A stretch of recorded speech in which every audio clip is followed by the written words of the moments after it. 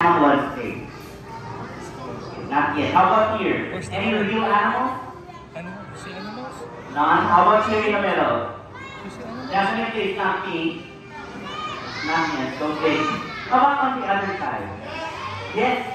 Color? Color brown. Okay, what kind of animal is that? Yes, it's an owl. Okay. Yes, very good. Alright, let's check if it's real. Color real? See the owl? Oh, it's alive! Okay. Hi, good morning, buddy. So by the way, this one is George. He is a Luzon lowland is top owl. Okay? And we have a friend bigger than him. But also an owl. Okay, wow, very good. This one is back to the Philippines eagle owl. These kind of birds are endemic here in the Philippines and they are nocturnal, which means they are more active during nighttime. And they have an amazing eyesight that they can catch their prey even in darkness. And they have specialized feathers that help them muffle their sound. So meaning they can fly silently, so they can catch their prey more easily. And lastly, can you guess how many degrees can owls repeat their heads? How many degrees? 360, it will die. 180? Patay yung owl. 270. Lower. 270. 180 bulang, 200 plus. 250 higher. Ano bang tinatanong? 250 higher. How many degrees? 280, sumobra. 270. Correct. 270, yes. Ano siya Owls can repeat their heads for up to 270 degrees. Only not 360, that's the solar system already. Our round of applause for George and Maximus, our owl, for mga kuwago. That's beautiful. What's next? Are you excited? All animals have 5 senses, just like as humans, right? And so, hearing, sight, touch, taste, what's the missing one? 5 senses. What are the 5 senses? Well, but some animals have developed their keen senses beyond what we can only imagine. Right now, I am looking for my friend who happens to be a great sniffer. He can smell a piece of banana even from a long distance away. Where's my Watch out, friend? watch out. There's an animal. See him? Oh! Right there. Our first speaker right here is... Listen, it's a palm civet, or in Filipino, we call it as musang. Yes, I am Kuya Musang, and his name is Larry. Okay, please say hi to Larry. Hi, Larry! Larry, good morning. Just like our owls, they're also busy at night finding their food, so their eyesight is also excellent in the dark. And speaking of food, they love bananas so much, just like monkeys. And their specialty, of course, and they're very sensitive sense of smell. Okay, let's start. Larry, let's play a little game.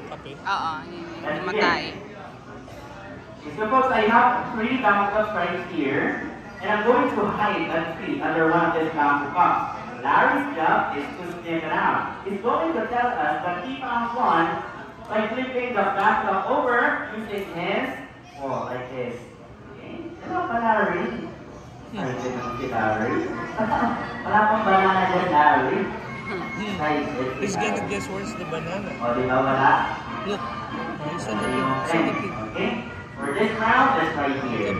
He's gonna hide the Larry, banana. it's time. Show them your Where's the talent. banana? Wow. Go. Go show us, Larry. Larry will find it. Okay, sniffing. Sniffing, and he found it.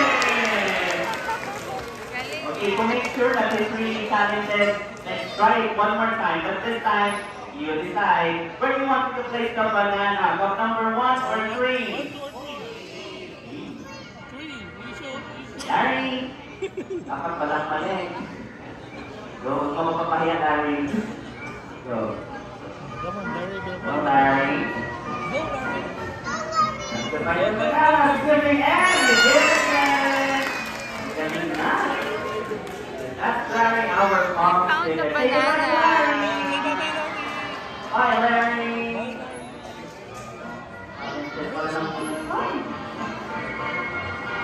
He found the Next, banana, let's see Z. Larry's puzzle. I have a puzzle for you this time. What has a face like a cat, body like a bear, long bushy tail, and smells like buttered popcorn? What's that? Raccoon? What else? Here. You Well, the answer is right above your head. Well, buddy. Okay, please, take your seat. Who's permitted? That one is Luna. He is a pinturo, also known as a bear cat. It's a bear cat. Yeah, don't forget this, bear cat. Now see that bushy tail. Well, that tail is for inside, so he can handle it. It also serves as their extra hand. As for his reward, you'll get some of his favorite fruits like melon, papaya, banana, Are you grapes, happy? mangoes, or any other fruit. Are you They happy? also eat meat. Kumakain po sila ng karne. They eat smaller animals and So even big. eggs. So in short, they are omnivores. They also use their water popcorn smell to mark their scary stories. How are And you? they have unusual hind feet that they can turn them backwards or even walk down the trunk with their heads first. Okay, Oh, yeah. Now we go down. Oh, left is right. What's his name? Now we're gonna go in Luna. head. Oh, look. We We're got gonna this go thing. upside Come down. on. Very good. Whoa. So good in climbing. Alright. And here in the Philippines, ingrats or bearcats are only found in the beautiful island of Palawan. That's why they're also known as Palawan bearcats. Instead of they look like a bear. Yeah. Alright, how about for Luna? Our king of our bearcat. Bye, Luna. Bye-bye, Luna. Go home now. Isa pa tayo. Bye, Luna. Take care. Yes. Alright. Up next. So what's Right. next? This world is truly wild and crazy. Imagine spending half of your life looking at the world upside down. Nakabaliktad. It's so hard, right? Slot. But there are animals who do just like that. What are these animals? Sloth. They have wings. Bats. In Tagalog, paniki. Yes, you're right. Look, wait. Paniki nga ba? Don't be scared. Next. Oh, that's Yes, you're correct. Sabi ko lang eh. The world's only flying mammal. Let's eat babu. Babu is a male. it's a bat. Wow. And the other one is Fury. This one is a female. They are giant fruit bats.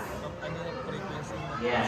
I say giant because their species is one of the largest bats in the world. When they are fully grown, they can reach the wingspan of 5 feet. Go to your wingspan. Wow. They have 5 toes on each foot and 4 fingers on this delicate and stretchy wings. And their tongues stick out so they can move along the branches. Now here is my tricky question. Have you ever wondered why do bats hang upside down? Why do they hang? For sleeping? Actually, there's a couple of reasons why. But first, everybody, I want you to try this. Come on, close your hands. Everybody close your hands really tight. Now, see how much energy it takes to do that this time? Relax your hand. Relax. What happens? Your hand opens, right? Well, the bat's claws work the opposite. When they are relaxed, their claws are low. So when they hang, they are more comfortable. The other reason is their legs are so small and thin. These are not designed to walk or take up on the ground just like a bird. So what they need to do is they need to climb up to a higher place, and once they reach the top, of course they will fly! Prepare for that! Mula pa kayo? Wow! Great flag! That's right here! Okay, one more. Okay, this time, that will show you how they clean on trees. We'll show up, that will. And run!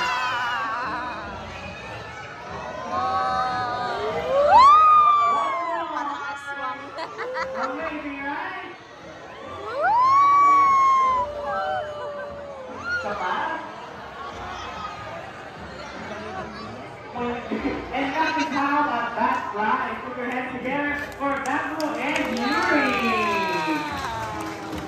Are you happy, Zion? Ang gusto sumabay ng Dato. Sarap yan din. Alright. This time, let's meet another flying friend. He is native here in the Philippines and has a strange-looking beak. Let's all welcome the big bird, Rhino! Wow! Okay, what kind of bird is Noy? Very good. Yes, alright. The Rhino is a northern blue hornbill. In Tagalog, we call it as Calao. Yes, Calao. Now, see that big thing sitting on top of his beak? That one, well, that is what we call an axe. Usually, that is acts like a vibrating chamber to make their voices louder. The hornbills are quite chatty. Their calls range from deep booming sounds to raise like a donkey to bellows and cackles. And I know it's hard to see, but take a little hornbill sound. Eyelashes or pilik mata. That makes them so cute and sexy. Okay, dito naman pakita mo. Kita niyo po ba? Pilik mata. O, dito ba? Sana all. The noise here is combination of fruits, insects, smaller animals, and even eggs. And that meat is quite handy. They can pluck fruit from trees just like our fingers. And now is going to show you how. Now we have grape, an apple, and papaya. What's your favorite? Choose one. Ay, and it's big enough to catch meal in mid-air too. Okay, kids, watch this. Look. Sorry, here. Catch it. Look at me. Good job! Okay, higher. Aha! Okay, Pinoy ko. Pinoy, apple. Good job! How about for Noy, our Calao? Say bye-bye, bird. Okay, that's it. Let's go home. One more? Alright. Good to you. The next animal that I'm going to introduce to you is one of my favorites, but it's cute. I made it 2 months for the first reason. I don't know why. Snake. Scary animal. Snake. Look at that. Labas-labas yung gila. Snake. Yes. Snake or akas. You want to see the snake?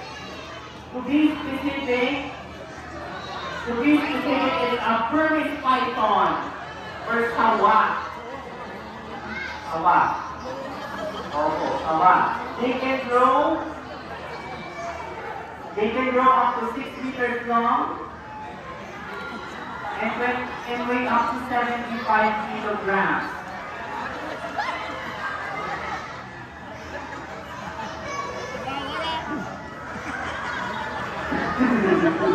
But you don't have to worry because pythons are not venomous and not aggressive. Okay, kung gano'n pa na, wala naman palang venom eh. Are you ready to meet my friend? Hindi ko naman rin sila, Mami. Ano na sila, Mami? Okay, are you ready? Let's meet the Burmese python. Parang klase lang, ha? Ginger!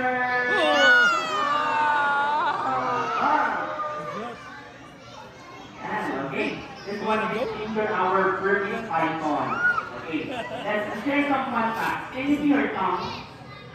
Yung mga dila ng snake parang sa labas po, di ba?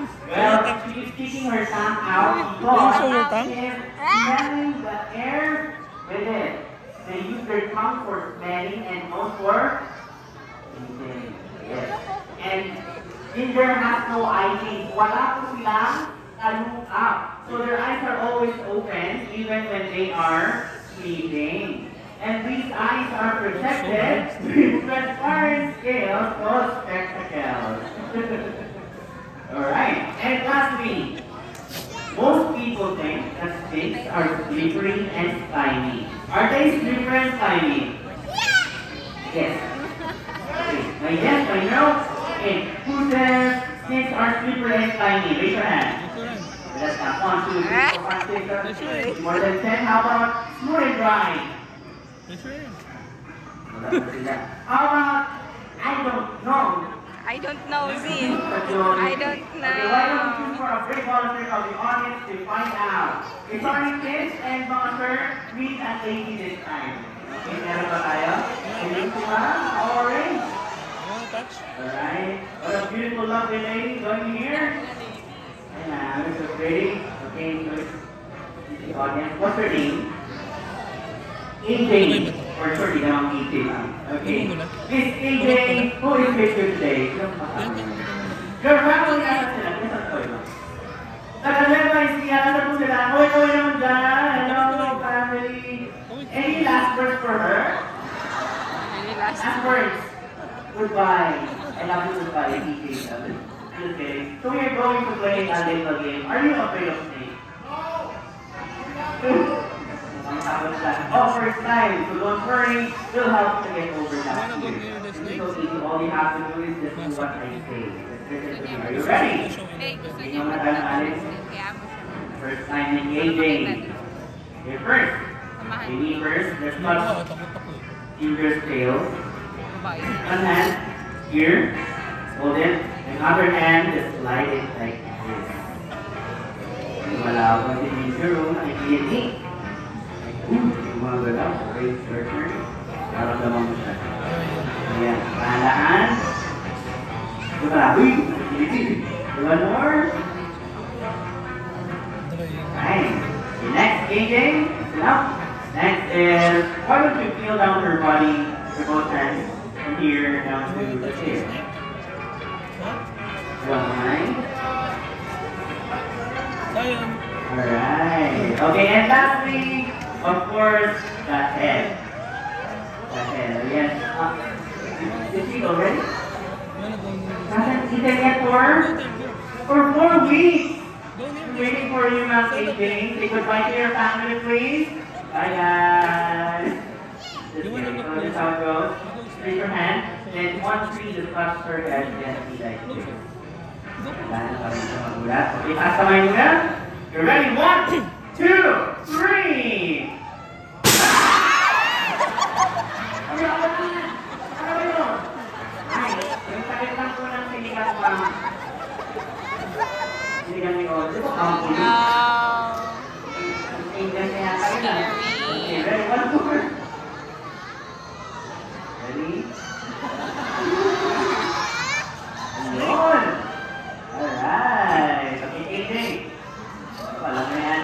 Everybody's waiting for your answer. Different slimy or smooth and dry? Yes, they got smooth and dry! Yes, slimy! Gulat ka naman. Our last one for our lucky guest! Paano siya makakakit? So that is our wild world. In our show today, you've met some pretty amazing animals, right? Yes. But some people eat wild animals just like those. They want to take them home and turn them into pets. Wild animals do not eat good pets. Actually, they suffer and die because of us humans. So please do not keep a wild animal as a pet. Instead, why don't you choose a domestic animal like a man's best friend? What's that? A dog. Sayang? Yes, of course. Go! So everybody, this one is Sammy, our rescued Astin. Hey, Sam, can you wait for your fans?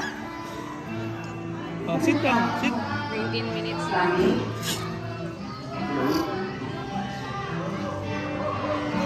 Okay, how about wait, Sam? Another wave. Wow! We can have so much fun together just like this. Sasayaw.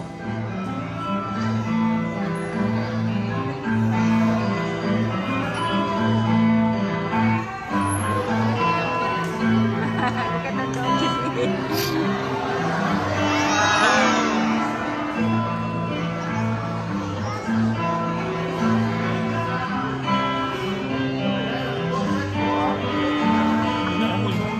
Inamoy siya.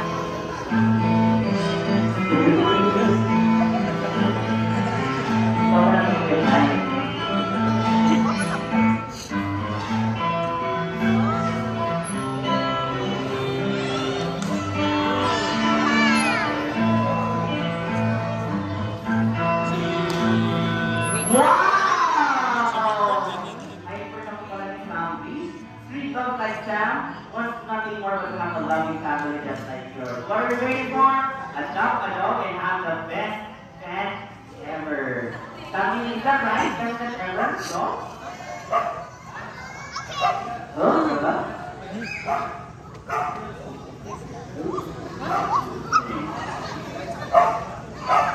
Sila? Hindi.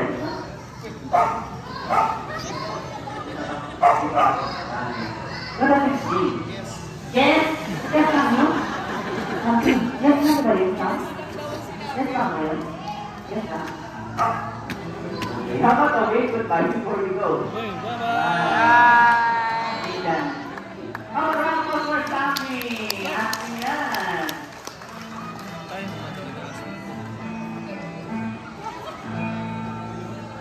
Well, all the animals that you see today, they were sick, injured, abandoned, and turned back to themselves. Every one of them has a story to tell. They are here to tell us about their cousins in the wild and those on the street.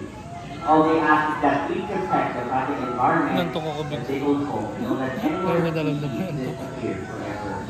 So please give freely of your kindness and compassion to the bats on the trees, to the birds in the sky, to the dogs on the streets, and to the snakes on the forest path.